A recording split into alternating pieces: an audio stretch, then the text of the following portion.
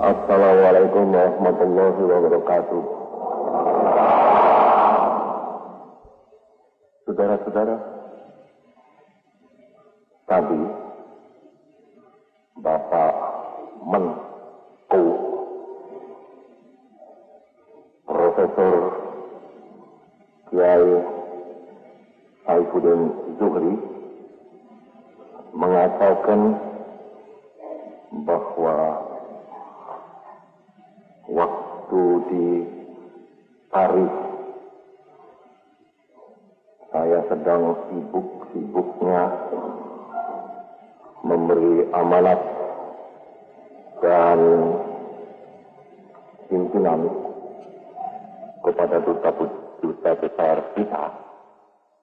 Pada waktu itu saya tidak lupa memperingatkan kepada Bapak Saifuddin Zuhri untuk mengadakan peringatan Maulid Nabi di Istana Negara.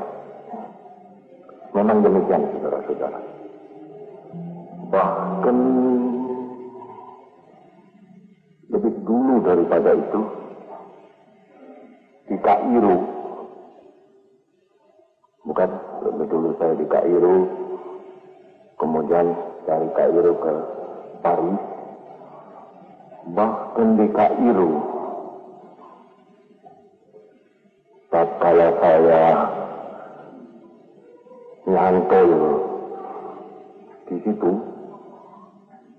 karena tidak bisa langsung pergi ke Aljazair,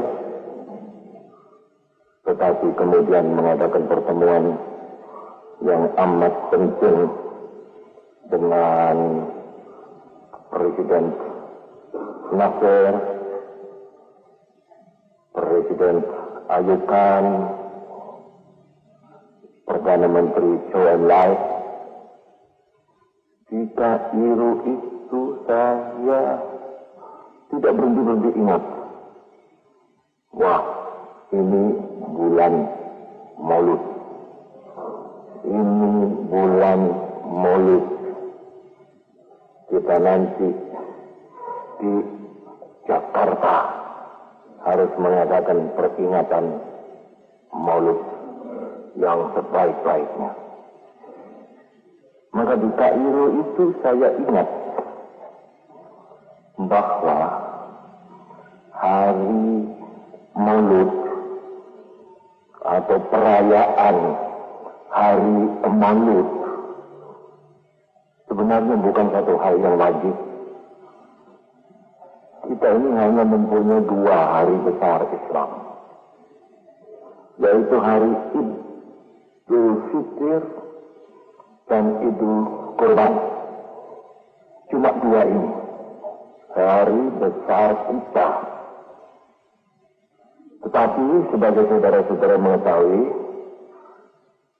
zaman sekarang salah satu hari yang kita muliakan, salah satu hari yang kita muliakan di dalam kehidupan kita sebagai umat Islam ialah hari Maulid Nabi kita yang kita cintai. Dulu beberapa tahun yang lalu pernah di sini saya beritahukan kepada khalayak ramai bahwa yang mula-mula mengadakan perayaan Maulid Nabi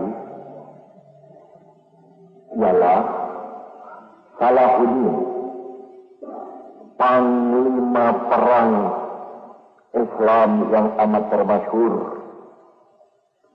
panglima perang di dalam perang Salib,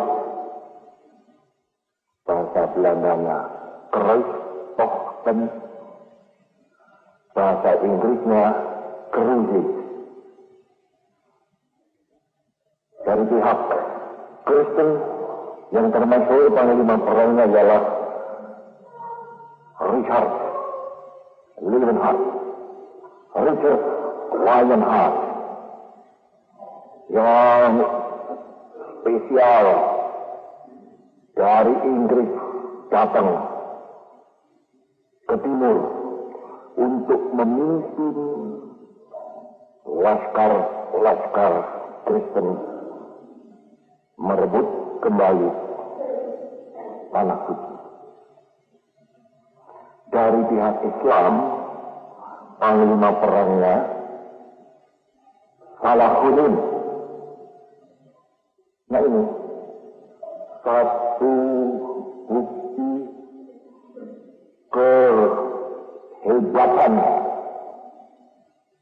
Salahuddin dalam psikologi massa untuk membangkitkan semangat Islam sehingga berkobar-kobar kembali.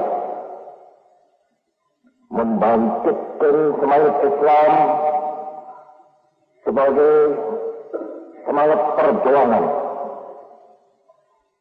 Salahuddin memerintahkan kepada laskarnya, kepada kawan-kawan seagama untuk mengadakan peringatan Maulid Nabi Muhammad sallallahu alaihi wasallam. Jadi sebelum Salahuddin, perayaan Maulid Nabi sebagai yang kita kenal sekarang ini tidak ada. Hanya sesudah diperintahkan, dibiasakan oleh Salahuddin, maka tiap-tiap tahun di seluruh umat Islam diadakan peringatan Maulid Nabi. Nah, pada waktu saya di Kairu, saudara-saudara, sebelum sibuk-sibuknya saya mengadakan pembicaraan dengan Presiden Nasser, dengan Perdana Menteri Zhou Enlai, dengan nantinya Presiden Ayub Khan dari Pakistan, sedang sibuk-sibuknya itu, saya tidak lupa. Ini bulan Maulid, ini bulan Maulid, ini bulan Maulid. Kita harus mengadakan perayaan Maulid Nabi nanti sebaik-baiknya. Dan saya ingat yang mula-mula memerintahkan mengadakan Maulid Nabi, perayaannya adalah Salahuddin. Kebetulan, saudara-saudara, Mesir atau Republik Persatuan Arab mempunyai satu industri film. Kalau sini entah Persari, entah Persini, mempunyai perindustrian film yang membuat film cerita Salahuddin itu hampir-hampir seperti film Metro Goldwyn Mayer Ben Hur, atau hampir-hampir film Metro Goldwyn Mayer The Story of Ruth. Saya segera memerintahkan kepada kedutaan besar kita di Kairu untuk mempertunjukkan film Salahuddin itu di hadapan rombongan yang saya bawa dari Jakarta.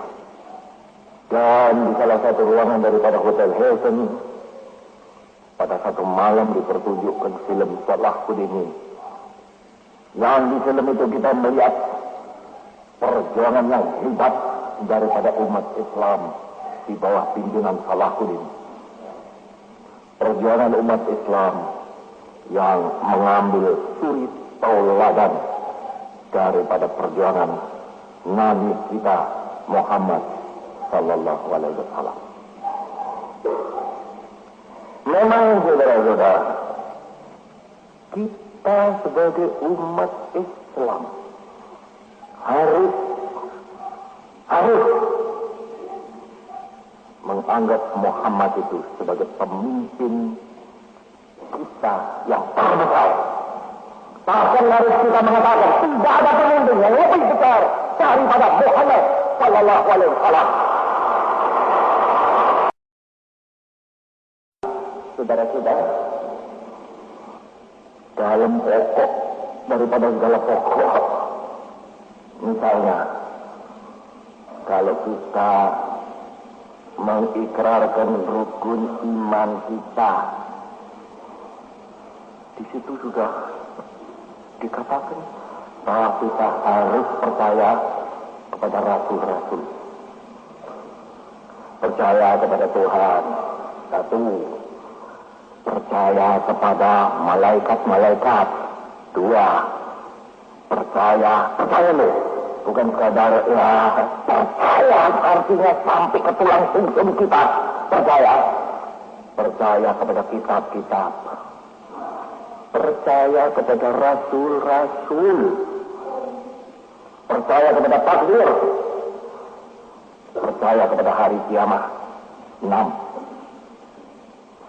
Dan salah satu daripada rukun Islam kita juga jelas berbunyi syahadat asyhadu an la ilaha illallah wa asyhadu an la ilaha Muhammad Rasulullah.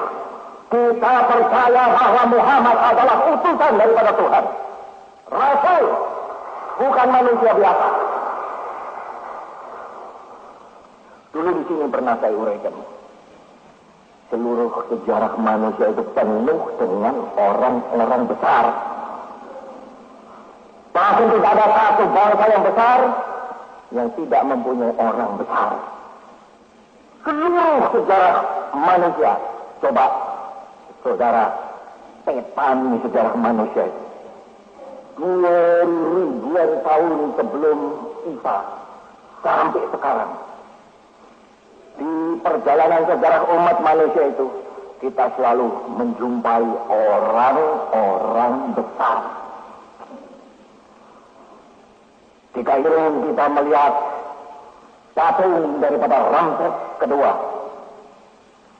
di muka gedung stasiun Kairo. Patung monolit. Monolit itu terbuat daripada satu batu, tidak sambung-sambung. Padahal patungnya tingginya barangkali ini, saudara-saudara. Satu batu. Ramses orang besar. Kalau engkau masuk museum, saudara-saudara, di Mesir, di Kairo, saudara melihat mumi itu, yaitu bangkai-bangkai jenazah yang sudah dikeringkan. Antara lain daripada Tutankhamun, orang besar. Bahwa Tutankhamun orang besar, saya pernah saudara-saudara mengalami. Saya pada waktu itu masuk museum di Kairo, diantar oleh kawan kita, waktu itu menteri dia, Anwar Sadat. Barangkali Kiai tahu Anwar Sadat. Pada waktu Anwar Sadat mengajak kepada saya masuk ruangan menyebut Tutankhamun, Anwar Sadat memberi perintah kepada semua militer, ya, beri hormat. Oleh karena menurut anggapan orang Mesir, Tutankhamun adalah orang besar. Demikian pula saudara-saudara, Mesir yang kemudian, setiap kali kita berjumpa orang besar, berjumpa dengan Mustafa Kamil, berjumpa dengan Muhammad Arif Bey, berjumpa dengan Arabi Pasha, berjumpa dengan Zahli Pasha, semuanya orang-orang besar. Belakangan ini berjumpa dengan Gamal Abdul Nasser yang sekarang menjadi presiden. Ini Mesir. Coba saudara pergi ke Inggris, saudara akan membaca sejarahnya Gladstone, akan membaca sejarahnya Disraeli, akan membaca sejarahnya Queen Victoria, akan membaca sejarahnya pemimpin kaum buruh, entah Kier Hardy, entah laki istri West, orang-orang besar. Kalau saudara melompat dari Inggris ke Jerman, saudara akan berjumpa dengan Der Otto Fritz, orang besar. Saudara akan berjumpa dengan Otto von Bismarck, orang besar. Saudara akan berjumpa dengan pemimpin kaum buruh Wilhelm Liebknecht, orang besar. Saudara akan berjumpa dengan pemimpin wanita asalnya dari Polandia, Rosa Luxemburg, orang wanita besar. Di negeri Belanda saudara-saudara akan berjumpa Willem van Oranje, orang besar yang memerdekakan negeri Belanda dari kolonialisme Spanyol. Melompat saudara ke Perancis. Duta besar Perancis duduk di sini. Berjumpa dengan pemimpin revolusi Mirabeau, orang besar. Berjumpa dengan Danton, orang besar. Berjumpa dengan Camille Desmoulins, orang besar. Berjumpa dengan Marat, orang besar. Berjumpa dengan Madame Roland, orang besar. Berjumpa dengan Pirwanya de Méricourt, orang besar. Berjumpa dengan kemudian Mitterrand, orang besar. Clemenceau, orang besar. Talleyrand, orang besar. Marshal Foch, orang besar. Semuanya orang-orang besar. Itali, saudara-saudara. Saudara di dalam sejarah Italia akan berjumpa dengan Garibaldi, akan berjumpa dengan Mazzini, orang-orang besar. Akan berjumpa dengan Cavour, orang besar. Melompat ke Rusia, saudara akan berjumpa dengan Plekhanov, saudara akan berjumpa dengan Lenin, saudara akan berjumpa dengan Stalin, orang-orang besar. Melompat ke Tiongkok, saudara akan berjumpa dengan Dr. Sun Yat-sen, orang besar. Berjumpa dengan Mao Zedong, orang besar. Berjumpa dengan Zhou Enlai, orang besar. Melompat ke Jepang, saudara akan berjumpa dengan Toyotomi Hideyoshi, orang besar. Berjumpa dengan Count Okuma, orang besar. Melompat ke Filipina, saudara akan berjumpa dengan Jose Rizal y Mercado, orang besar, bapak daripada nasionalisme Filipina. Pendek kata di mana-mana, saudara-saudara, orang besar. Amerika mempunyai orang besar. George Washington, orang besar. Atau Thomas Jefferson, orang besar. Amerika Selatan, saudara akan menemui orang besar. San Martin, orang besar. Hidalgo, orang besar. Di mana-mana orang besar, saudara-saudara. Tapi orang-orang besar ini satu persatu tidak luput dari salah. Oleh karena sekadar manusia biasa. Pegang ini. Siapa berani berkata bahwa Bismarck tidak pernah bersalah? Siapa berani berkata bahwa Mirabeau tidak pernah bersalah? Siapa berani berkata bahwa Gladstone tidak pernah bersalah? Siapa berani berkata bahwa Garibaldi tidak pernah bersalah? Siapa berani berkata bahwa Mao Zedong tidak pernah bersalah? Siapa berani berkata bahwa Gandhi tidak pernah bersalah? Mohandas Karamchand Gandhi. Siapa berani berkata bahwa Stalin tidak pernah bersalah? Siapa berani berkata bahwa Jose Rizal y Mercado Filipina tidak pernah bersalah? Pernah bersalah.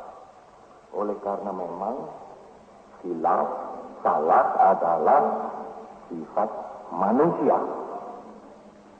Tetapi Nabi, Rasul tidak pernah bersalah. Oleh karena itu, saudara-saudara, Isa tidak pernah bersalah. Oleh karena dia adalah Nabi, Rasul. Muhammad tidak pernah bersalah. Oleh karena dia adalah. Oleh karena itu kita, saudara-saudara, dalam kita mengucapkan misalnya syahadat, aku menyatakan bahwa tidak ada Tuhan kecuali Allah yang harus disembah, dan bahwa Muhammad adalah pesuruhnya, Rasulnya. Kita harus di dalam hati kita menanamkan keyakinan bahwa Muhammad adalah Rasul. Muhammad adalah tidak pernah bersalah. Pimpinannya adalah pimpinan yang mutlak benar. Dan kita harus menjalankan segenap apa yang ia berikan sebagai pimpinan. Aku bertanya kepadamu sekalian, saudara-saudara Islam yang duduk di sini, sudahkah saudara demikian? Katakanlah bahasa Belanda, blindelings. Blindelings itu artinya seperti buta, ikut saja kepada Muhammad. Oleh karena kita yakin bahwa Muhammad adalah pemimpin yang utama, pemimpin yang mutlak, pemimpinnya tidak pernah bersalah. Tetapi saudara-saudara, salah satu corak daripada agama Islam itu yaitu yang baik, amat baik. Kebelindelingsan itu tidak ada. Pembutaan gitu. Ya kita agama Islam ini seperti orang buta aja di jalan. Tidak ada. Islam adalah agama yang menuju kepada otak. Islam adalah agama yang menuju kepada hati dan otak. Segala ajaran Islam bisa diterima oleh hati kita dan bisa diterima oleh otak kita. Islam bukan ilmu klinik. Kliniknya itu blindeling, saudara-saudara. Blindeling artinya blind itu buta. Klinik yaitu membabi buta mengikuti saja. Kalau Pak Kiai, Pak Dukun sudah berkata, engkau nanti akan mendapat harta 10 juta, percaya. Atau engkau nanti akan berjumpa dengan pemuda dari Kalimantan dan engkau akan menjadi istrinya, percaya. Ini kebelindelingan, percaya buta. Agama Islam tidak ada yang demikian, saudara-saudara. Islam memberi pimpinan. Sebab apa agama itu? Agama adalah pimpinan. Islam memberi pimpinan yang masuk hati dan masuk otak. Tidak ada kebelindelingan. Bahkan rukun iman. Bahwa ada Tuhan yang harus kita percayai. Masuk akal kita. Kita tidak percaya bahwa ada Tuhan itu secara beling-beling. Tidak, saudara-saudara. Dengan hati dan dengan otak kita bisa menelaah, menakar hal ini. Percaya bahwa ada malaikat-malaikat.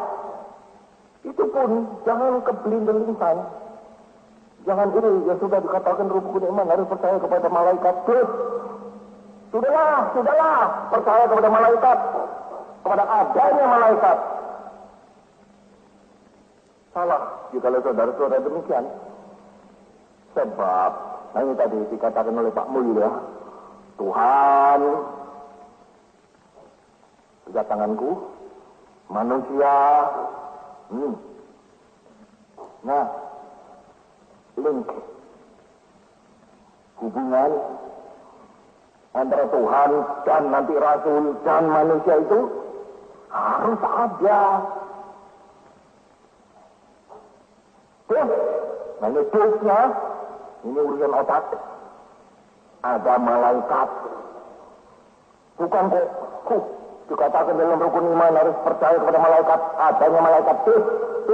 Sudah masuk akal atau tidak masuk akal, kita terima saja adanya malaikat. Itu salah, saudara-saudara. Bahwa ada rasul, jangan pun diterima secara beling-beling. Umat manusia selalu mempunyai pemimpin-pemimpin. Jangan pun manusia. Saudara-saudara. Lihat monyet-monyet ketek di hutan itu. Selalu ada pemimpinnya. Pernah saya sudah melihat sekawanan ketek, sekawanan monyet. Selalu ada yang bangkaroan. Dia yang menjadi pemimpin daripada rombongan monyet itu. Demikian pula gajah. Demikian pula ikan-ikan di laut. Apalagi manusia. Di dalam sejarah umat manusia selalu, saudara-saudara, manusia itu ada yang memimpin. Ini rasul-rasul atau pemimpin kelas 2, kelas 3, kelas 4, kelas 5, seperti Bapak ini, seperti Pak Mul ini, seperti Pak Saifuddin Zuhri ini, kelas 5, kelas 6. Tapi selalu ada antara ajaran dengan manusia yang diberi ajaran itu, yaitu pemimpin. Masuk akal bahwa kita harus percaya kepada rasul-rasul. Padahal kita nggak pernah melihat Muhammad, nggak pernah kita melihat Musa, nggak pernah kita melihat Sulaiman, nggak pernah kita melihat Isa. Oleh karena itu maka kita harus merasa bangga, saudara-saudara, bahwa kita ini diberi oleh Tuhan satu kemerdekaan, satu negara yang berdiri di atas ajaran-ajaran. Negara kita adalah negara yang berdiri di atas ajaran-ajaran. Kalau umpama boleh, kata orang Jawa Timur, saya berkata, negara Republik Indonesia itu berdiri di atas satu agama, sesuatu agama. Tetapi ini tidak boleh dikatakan demikian. Sebab Pancasila bukanlah satu agama. Pancasila adalah dasar negara, tetapi satu ajaran, satu prinsip, satu ideologi, satu ide. Saya ini ada, terus terang saja, saudara-saudara. Pernah duka di Sukabumi, duka di Garut. Duka itu artinya tidak tahu, saya lupa apa di Sukabumi, di Garut. Saya ini mau dinamakan Nabi. Apa sebab? Karena Bung Karno telah mengadakan Pancasila. Nabi yang telah menurunkan Pancasila. Seketika itu juga saya stop omongan yang demikian itu. Saya bukan Nabi. Tidak ada manusia ini, saudara-saudara. Nabi jikalau tidak dikehendaki oleh Tuhan. Dan Nabi Muhammad adalah Nabi yang terakhir daripada segala Nabi-Nabi. Saya pun tidak mau menerima julukan pencipta Pancasila. Saya sekadar menerima julukan penggali Pancasila. Penggali. Tapi nyata Pancasila adalah satu ajaran, satu prinsip. Nah ini besarnya negara Republik Indonesia, lebih besar daripada negara-negara lain. Ialah bahwa Republik Indonesia membawa ajaran, membawa prinsip. Sebagaimana juga, dengarkan perkataanku, sebagaimana juga agama membawa ajaran. Republik Indonesia adalah boleh dikatakan satu-satunya negara di dunia ini yang membawa ajaran Pancasila. Tidak ada negara lain seperti Republik Indonesia ini. Dan bukan saja itu, Republik Indonesia amat dihormati oleh negara-negara lain, terutama sekali negara-negara yang baru. Oleh karena Republik Indonesia itu membawa konsepsi-konsepsi. Negara-negara lain banyak sekali, saudara-saudara, tidak memberi konsepsi kepada rakyatnya, tidak, kepada dunia umat manusia ini pun tidak. Tapi Republik Indonesia, saudara-saudara, memberikan kecuali ajaran konsepsi. Ajaran Pancasila berulang-ulang di dalam kongres-kongres internasional saya katakan bahwa sebenarnya Pancasila itu adalah satu dasar universal. Universal artinya boleh dipakai oleh seluruh bangsa. Bangsa kulit putih kah? Bangsa kulit hitam kah? Bangsa kulit kuning kah?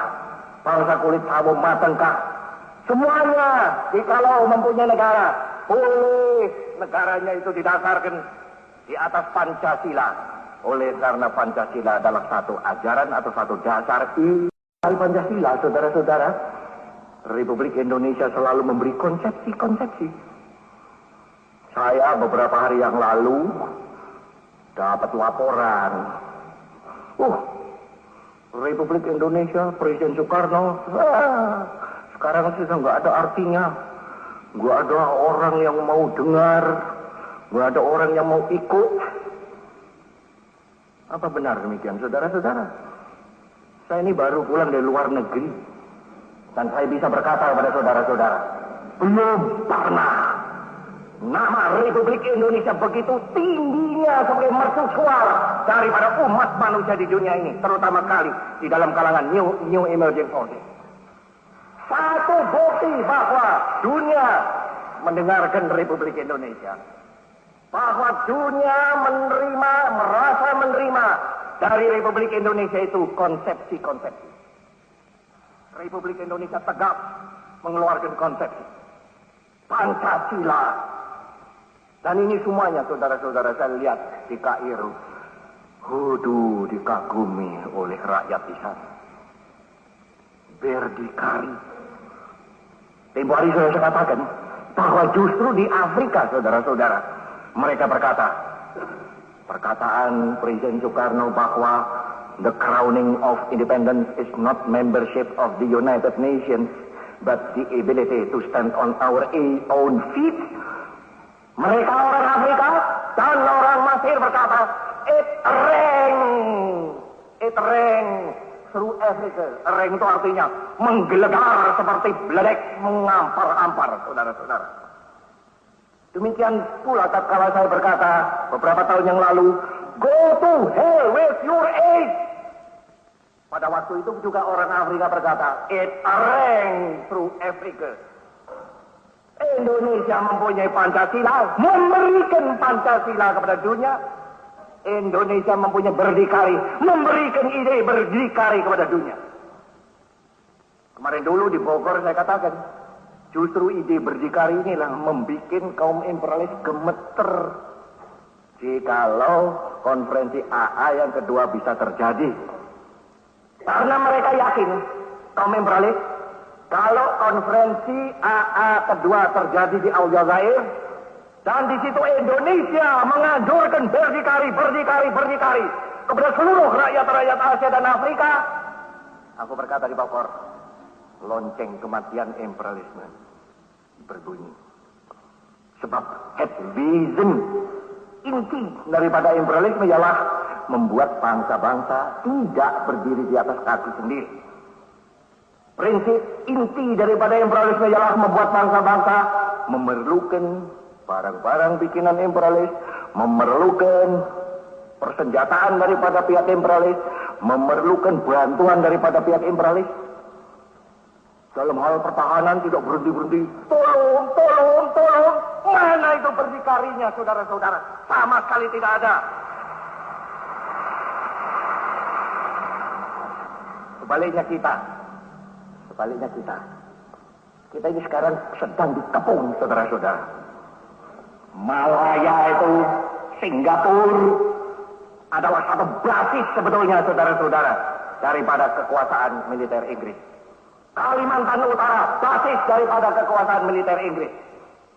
Dan saya beritahu pada saudara-saudara, Inggris sekarang hendak memperkuat juga pulau di selatan kita ini. Dijadikan juga basis yang kuat. Jadi utara kita dikepung, selatan kita dikepung. Tapi kita tidak minta tolong kepada negara lain, bangsa lain. Kami dikepung, minta tolong. Tidak. Kami malah berkata, yo kekejero kaya manuk beranjangan, kopak kapita kaya lotapa angin, kena petok limpung kalau persatuan Indonesia hancur sama sekali. Ya, betul. Sana sedang hendak mengepung kita sama sekali dari utara dari selatan. Dan kita sebagai rakyat yang dikepung, terus terang saja. Kita ngasah kita punya pedang, saudara-saudara. Kita menggembleng kita punya gagah, menggembleng kita punya limpung Alugoro. Beberapa hari yang lalu sudah saya mengadakan pertemuan dengan Pak Jenderal Nasution, dengan Pak Omar Dhani, dengan Pak Marta Dinata, dengan Pak Yani, dengan Pak Sucipto Pangak. Mari kita sempurnakan kita punya pertahanan. Oleh karena kita dikepung. Dan sekarang saudara-saudara, sudah konsepsi baru daripada pertahanan ini sudah selesai. Dan dengan konsepsi baru itu kita berkata, ayo sakarmu maju kabeh laksani katiku. Kita tidak akan mundur setapak, tidak akan berkisar sejari. Kita sekarang ini merayakan Maulud. Maulud Nabi. Apa sebenarnya yang kita rayakan? Bukan sekadar Muhammadnya. Bukan sekadar dia itu dulu Nabi. Tidak. Yang kita rayakan sebenarnya ialah ajaran konsepsi agama yang ia berikan kepada umat. Diberi oleh Tuhan. Via malaikat Jibril kepada Rasul. Rasul meneruskan lagi kepada umat yaitu kita. Itu yang kita rayakan. Oleh karena itu maka kita berkata, jikalau benar-benar engkau cinta Muhammad, jikalau benar-benar engkau merayakan Maulud Muhammad bin Abdullah, jikalau benar-benar engkau merayakan Rasulullah yang punya hari Maulid, kerjakanlah apa yang ia perintahkan, kerjakanlah apa yang agama yang ia bawa, kerjakan sama sekali, agar supaya benar-benar kita bisa berkata, kita telah menerima api daripada agama yang dibawa oleh Nabi Muhammad sallallahu alaihi wasallam. Saudara-saudara, mari berjalan terus di atas dasar-dasar kenegaraan kita. Berjalan terus sebagai umat Islam di atas dasar-dasar ajaran agama Islam. Berjalan terus, dan memang telah dijanjikan oleh Tuhan. Janji oleh Tuhan kepada kita. Jikalau kita berjuang benar-benar di atas dasar agama, kita akan menang. Janji Tuhan, bukan sekadar apa yang kita dengarkan dari orang klinik. Tidak, saudara-saudara. Nama al-usli yusra. Ya, sedikit sukar dulu, tetapi nanti bahagia. Inilah saudara-saudara, dialektik daripada hidup sesuatu bangsa yang akan menjadi besar. Nama al-usri yusra. Pahit dulu, sukar dulu, menderita dulu, kemudian baru bahagia. Ada pantun yang bunyinya, berakit-rakit kita ke hulu, berenang-renang ke tepian, bersakit-sakit kita dahulu, bersenang-senang kemudian. Ini adalah dialektik sesuatu bangsa yang ingin menjadi bangsa yang besar. Kemarin aku baca Ramayana, saudara-saudara. Ramayana. Di dalam kitab Ramayana itu ada disebut satu negeri. Namanya negeri Uttarakuru. Uttarakuru, yaitu artinya lornya negara Kuru. Kuru yaitu Kurowo. Uttarakuru. Disebutkan di dalam kitab Ramayana itu bahwa di negeri Uttarakuru itu nggak ada panas yang terlalu, nggak ada dingin yang terlalu, nggak ada manis yang terlalu, nggak ada pahit yang terlalu. Segalanya itu tenang. Orang panas, orang adem. Tidak ada gelap, tidak ada terang yang cemerlang.